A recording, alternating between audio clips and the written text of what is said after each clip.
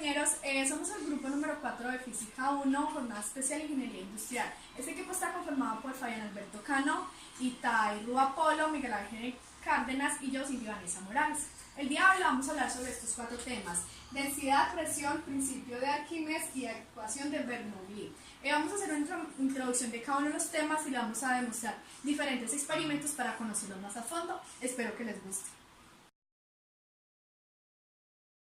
La densidad es la medida del grado de compactación de una materia o sustancia. Dicho de otro modo, es una magnitud escalar que mide la relación entre una masa en un volumen. ¿Sí? La fórmula está representada por la letra griega ρ, que sería más o menos una P, sería acá la masa sobre el volumen.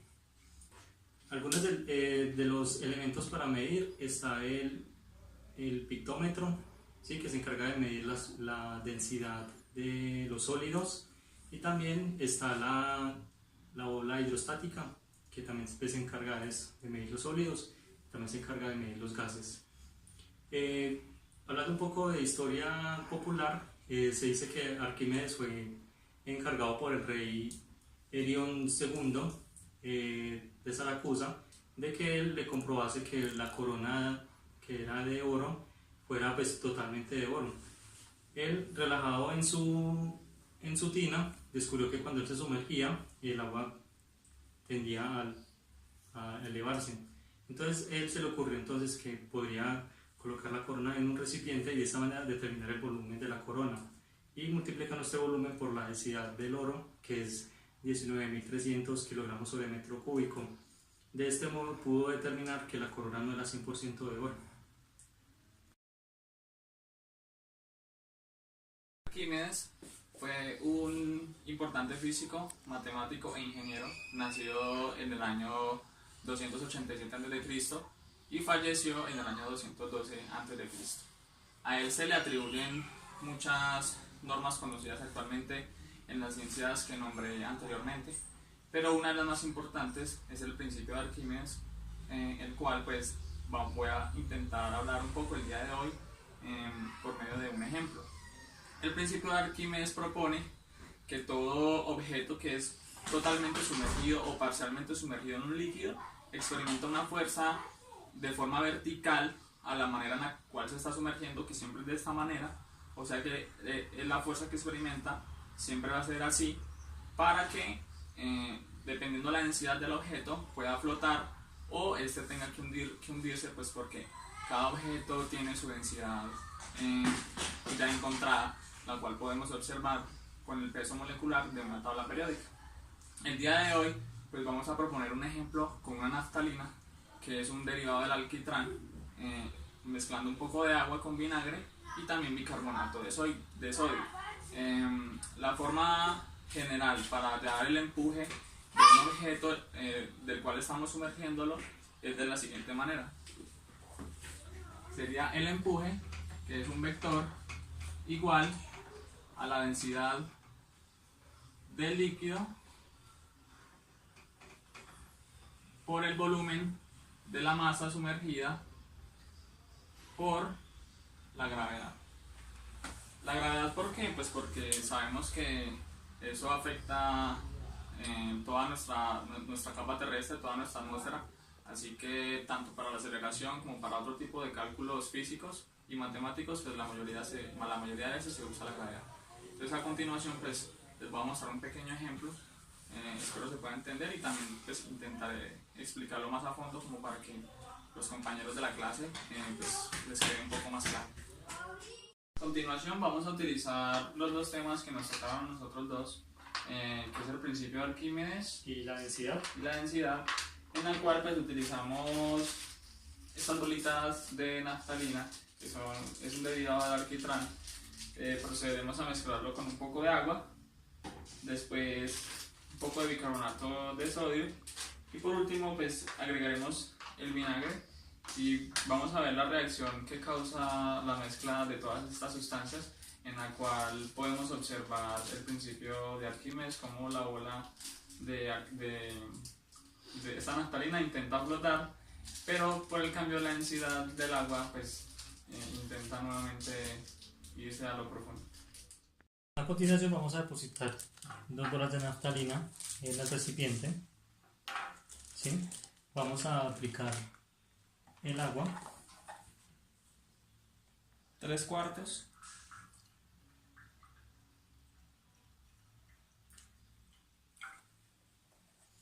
Ahora vamos a aplicar 3 cucharadas soperas de bicarbonato de sodio.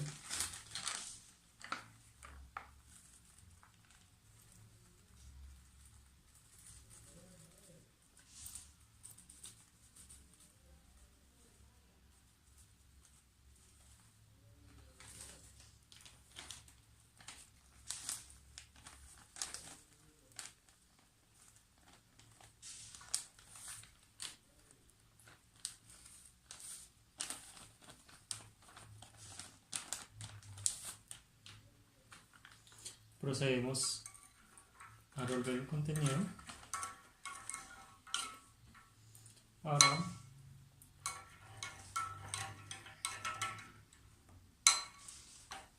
a aplicar cucharadas de vinagre.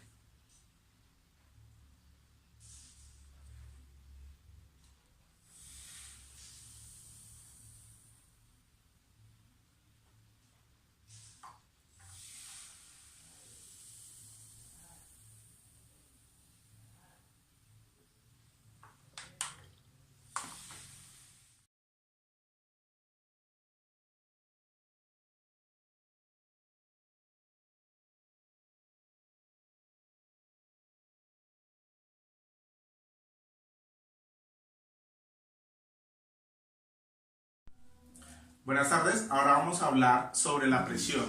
La presión es una fuerza aplicada perpendicularmente sobre cualquier área o superficie.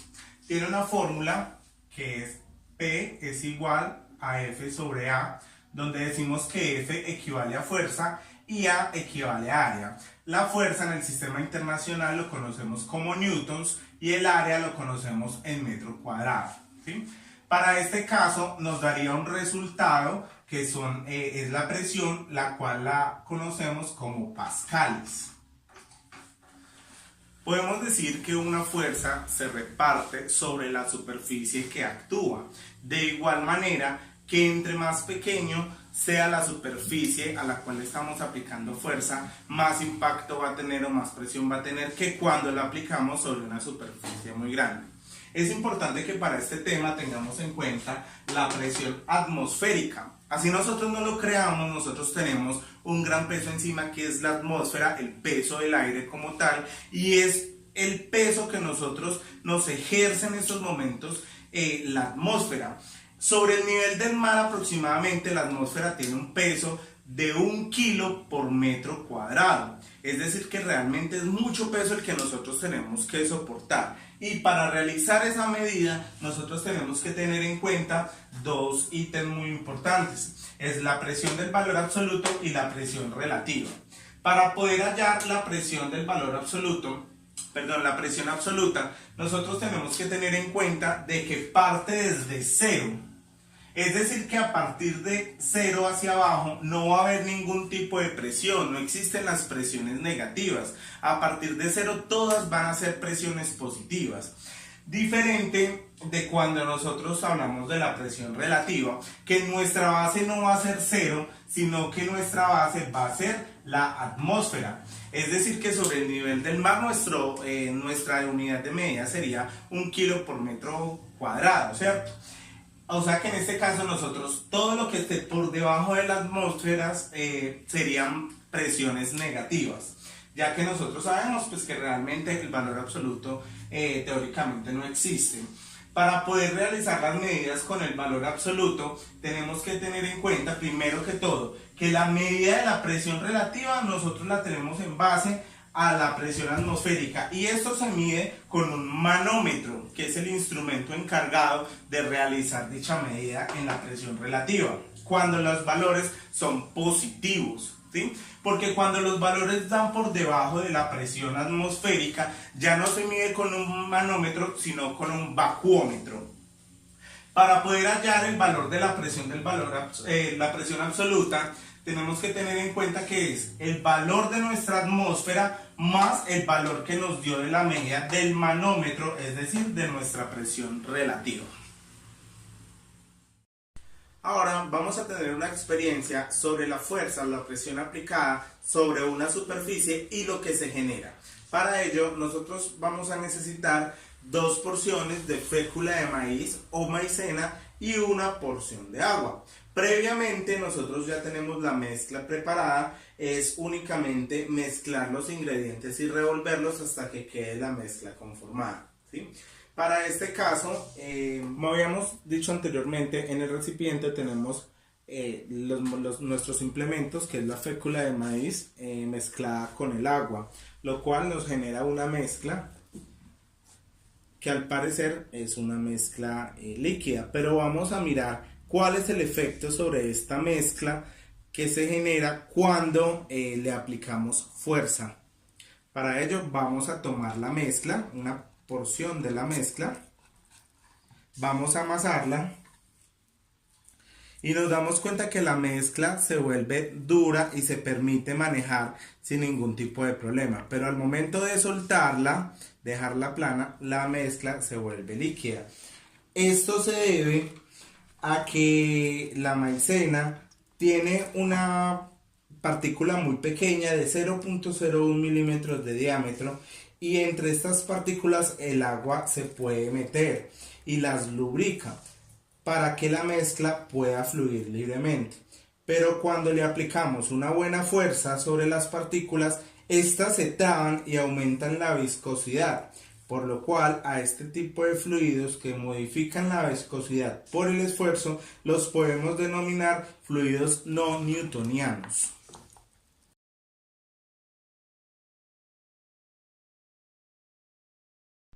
Daniel Bernoulli nació el 8 de febrero de 1700 en Holanda. Él fue un matemático, estadístico, médico y físico que hizo grandes aportes a la física, especialmente en la hidrodinámica. La hidrodinámica es el estudio de la dinámica de los líquidos. Por medio de este estudio se llegaron a aproximaciones muy importantes sobre ellos.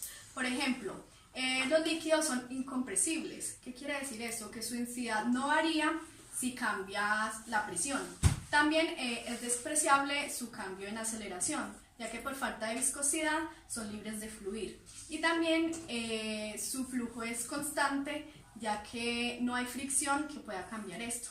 Gracias a todas estas aproximaciones importantes llegamos a uno de los pilares más importantes de la hidrodinámica, que es la ecuación de Bernoulli. La ecuación de Bernoulli se resume en la relación que hay en el flujo de un fluido con su velocidad y presión. A mayor velocidad, menor es la presión, y viceversa, a mayor presión, menor velocidad.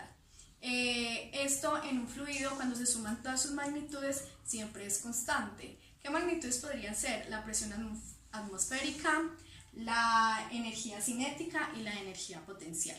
Y aquí llegamos a la ecuación de Bernoulli, en donde tenemos velocidad al cuadrado por la densidad, la presión, densidad nuevamente la gravedad y z, que sería la altura en el mismo sentido de la gravedad desde donde se toma un punto de medida, y todo esto da igual a una constante. En la demostración vimos cómo esta pelota se había siendo atraída hacia la corriente de agua. Aquí lo vamos a explicar mejor. En la ecuación de Bernoulli nos dicen que todas las fuerzas ejercidas sobre esta pelota son constantes. Hablamos de magnitudes como la presión hidrostática, la fuerza cinética y la energía potencial. Sobre ello solamente la van a afectar en el momento la velocidad y la presión. El chorro de agua era un fluido que tenía una velocidad constante.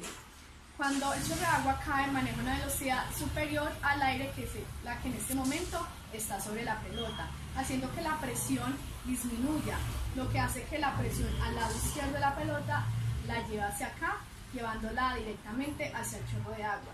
Otro ejemplo también de esta ecuación puede ser un avión.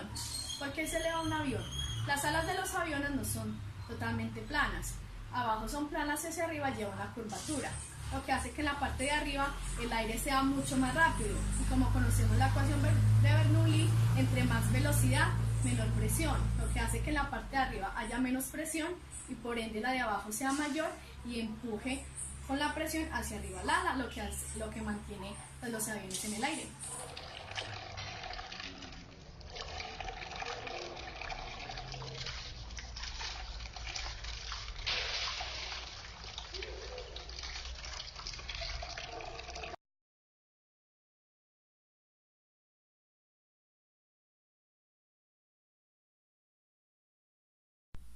Es importante tener en cuenta los siguientes conceptos. Trabajo.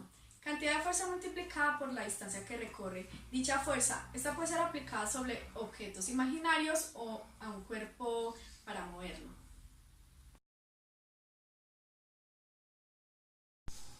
Ahora hablaremos de la potencia. La potencia es la rapidez con que se realiza un trabajo. En física se estudia la potencia sonora, la mecánica, la calorífica, entre otras. Por ejemplo, un bombillo consume más si su potencia es mayor. Por su parte, la energía es la capacidad de realizar trabajo, producir movimiento o generar cambio. Es inherente a todos los sistemas físicos y a la vida en todas sus formas. La podemos encontrar de dos maneras, ya sea cinética o potencial.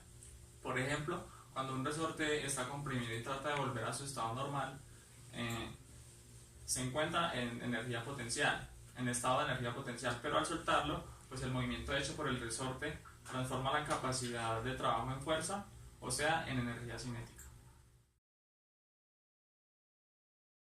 De la energía potencial se derivan dos tipos de energías muy importantes. La primera de ellas es la energía gravitatoria, la cual es la que tienen los cuerpos debido a la gravedad de la Tierra y se calcula multiplicando el peso por la altura. También tenemos la energía potencial elástica. Esta energía es la acumulada en los cuerpos elásticos, tal como los resortes, como explicábamos en el ejemplo anterior, en la explicación de lo que es la energía potencial y la energía cinética.